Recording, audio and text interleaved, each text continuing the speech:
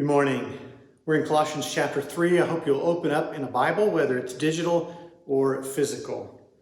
The Good Place is a popular television series which explores a pretty deep question. Is it possible for a person to become more moral? And if so, how?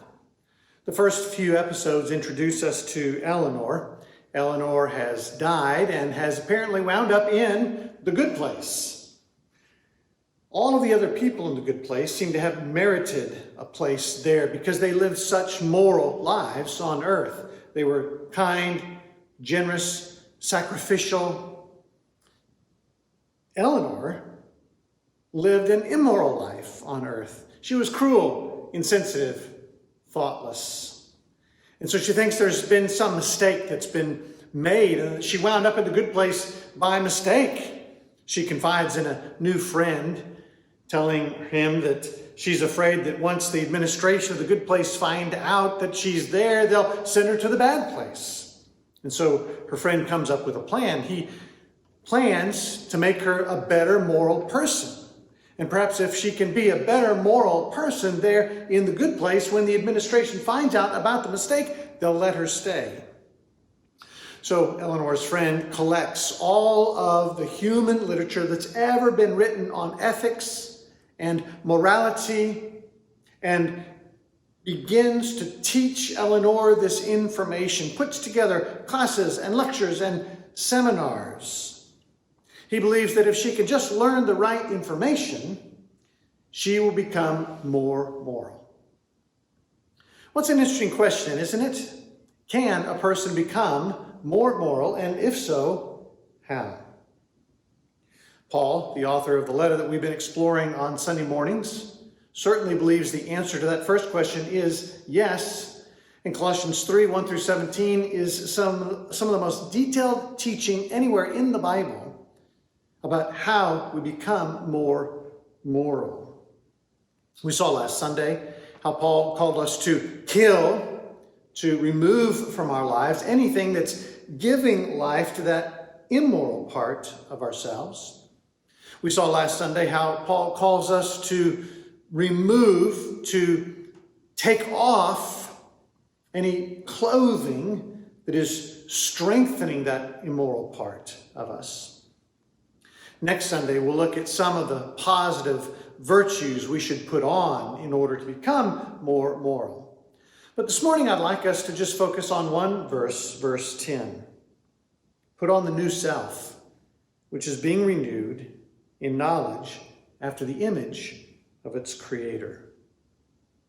That word renewed is important. It means to become new again. It means to return to a state that we were once in. The great thing about the Christian view of morality is that we're not trying to become something we've never been. We're actually trying to become someone that we've always been. We're trying to become the person that we were originally created to be. We were made as good moral creatures. Paul is providing a way for us to return to those factory settings, to return to the way that we were when we first rolled off of that assembly line. How do we get back there? Well, Paul says it happens according to knowledge. Now, that word may lead us to think that this whole thing is just like the TV show, The Good Place. All we need is the right knowledge. All we need is some information, some classes, some seminars, some podcasts, some best-selling books. And if we can just get the right information in our brains, then we'll become better moral people. But that is not the kind of knowledge that Paul is talking about. Paul says we are renewed as good moral people as we grow in our knowledge of the image of our Creator. That's important language. Paul's used it before in Colossians chapter 1, verse 15. He, Jesus, is the image of the invisible God, the firstborn of all creation. Jesus is the fullest image of God, the fullest manifestation of God. And as Paul says earlier in Colossians, that same Jesus has made us all, every single one of us has been made by Jesus. And so what Paul's saying here is that we are renewed. We go back to those factory settings as we grow in our knowledge of the one who created us, the one who is the image of our Creator, Jesus Christ himself.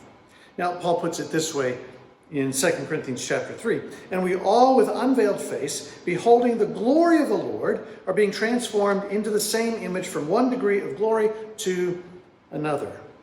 In other words, as we behold Jesus, as we grow in our knowledge of the one who created us, the one in whose image we are made, Jesus Christ, we are transformed from one degree of glory to another. We become more like him.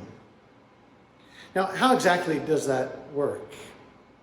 Well, let's start with the premise. William Blake, a poet, once famously said, "We become what we behold." What we contemplate, what we gaze at, what we fill our minds and hearts and souls and eyes with is what we become. So let's think about that from a negative side. In 1961, Albert Bandura created a social experiment in which children were invited to witness adults interacting with an inflatable toy clown named Bobo. And then the children were invited to interact with Bobo. Perhaps not surprisingly, the children interacted with Bobo in exactly the same way that they saw the adults interact with Bobo. So the children watched an adult sit on and hit Bobo, and the children did exactly the same thing. The children watched an adult hit Bobo with a mallet. The children did exactly the same thing. The children watched an adult throw Bobo up into the air. The children did the exact same thing. The children watched an adult kick Bobo. The children did the exact same thing. And then the children went on. They devised new ways of harming Bobo, like shooting darts at Bobo, pointing a toy gun at Bobo. This experiment was groundbreaking in the area of social learning. It showed that we learn by watching others. Those children literally became what they beheld. Numerous studies have found that watching violence on television contributes to increased levels of violence among children and young adults. We do become what we behold. Now let's think about that from a more positive perspective. Another show that Kendra and I have been watching recently is Ted Lasso. It's a TV series about an American football coach named Ted Lasso. Ted knows nothing about soccer, but he is suddenly hired to coach a British soccer club. And so the show's a bit of comedy. But what has made it remarkably popular is the character, the virtue of the main figure, Ted Lasso. I would have to say that there's probably not a character on TV in recent history that's been more kind, more loving, more giving, more generous, more sacrificial, more self-aware, more reflective, more thoughtful than Ted Lasso. And every time we sit down and watch an episode of that, I find myself wanting to become more like Ted Lasso. I just call it the Ted Lasso effect. As I watch this character on TV demonstrate hope when the locker room is filled with hopelessness, when I watch him forgive a boss who's treated him in an unspeakably cruel way, when I watch him demonstrate kindness again and again, I find myself inspired to do the very same thing, to become a little bit more like him. In small ways, I am becoming what I am beholding. The same thing happens to me on most Thursday afternoons. On most Thursday afternoons, from January until this week, I've been eating lunch with one of our elders, Scott Johnson. Scott is one of the most positive, most optimistic, most hopeful, most faith-filled people I've ever been with. And every Thursday after eating lunch with him, I find myself a little more filled with faith, a little more hopeful, a little more positive and optimistic about everything in my life. In little ways, I'm becoming what I'm beholding during those lunches. Did you know that beholding art has a significant impact on us?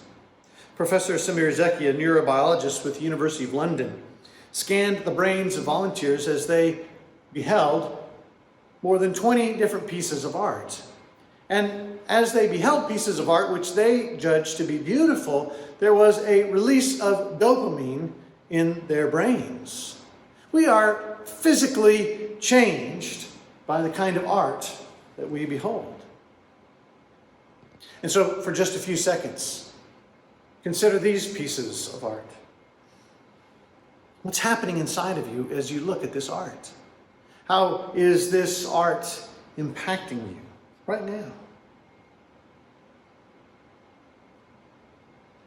Paul is saying the same thing happens as we behold Jesus. Here's how we might put it. We gradually become what we regularly behold. The more we look at Jesus, the more we look like Jesus. The more we behold Christ's life, the more we become Christ-like. I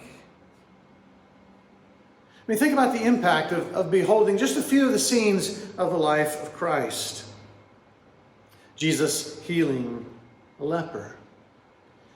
Jesus washing the feet of his disciples.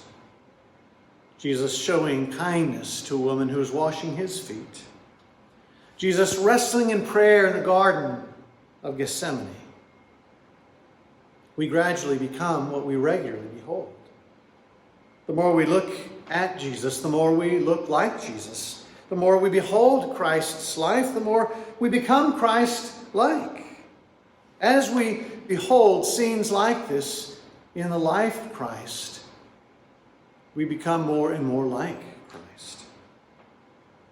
That's what led many Christians throughout the centuries to adopt a particular view of the cross, part of the broader life of Christ.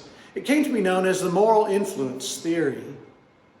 And it was simply a way of saying that one of the ways, not the only way, but one of the ways in which the cross powerfully transforms us is that as we witness that cross, we are witnessing one of the greatest demonstrations of love in human history. And simply beholding that, simply watching that, has a moral influence on us. We are changed as we behold the cross of Jesus Christ. We become what we behold. And so in this lifelong project to become the humans that we were always created to be, in this goal of becoming more moral people, beholding is absolutely vital to becoming. The more we behold Jesus, the more we contemplate Jesus, the more we gaze at Jesus, the more we become like Jesus. I'd like to close by giving you an opportunity to experience this for yourself. And so I invite you right now to close your eyes. And as you do, consider your character. What character trait do you feel most in need of in this season of your life? What virtue is most missing as you strive to become a better person? Let me list the character traits that Paul includes in his list of the fruit of the Spirit. See if any of these words resonate with you in this moment. In this season of your life, are you in need of love, joy, peace, patience, kindness, goodness, faithfulness, gentleness, or self-control? Or maybe it's some other trait. Another way of getting at this would be to consider how someone that you love and trust would answer that question for you. As they looked at your life, what character trait, what virtue do you feel like they would name as the one that you most need in order to become more like Jesus? Love, joy, peace, patience, kindness, goodness, faithfulness, gentleness, or self-control. And so if you can, in your mind right now, complete this sentence. In this season of my life, the virtue I need more of is... And now in your mind, picture Jesus. Specifically, picture Jesus living out that virtue that you just named. Maybe you can think of a scene in the Gospels where Jesus is living out that virtue. If not, then just create a scene in your mind where Jesus is living out that virtue. And for a few seconds, just behold that scene. Behold the way Jesus exemplifies that virtue in his life.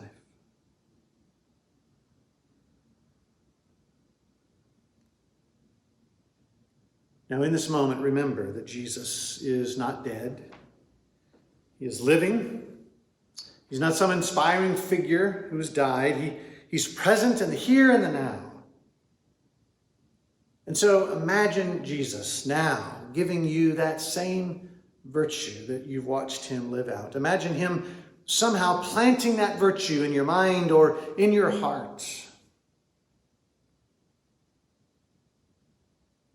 And now picture yourself living out that same quality.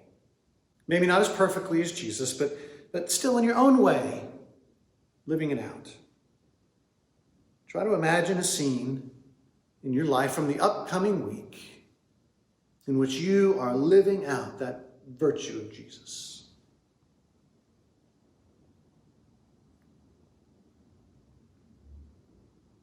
As we close this morning, I invite you to take a few more seconds to consider this question. What can I do this week to behold Jesus?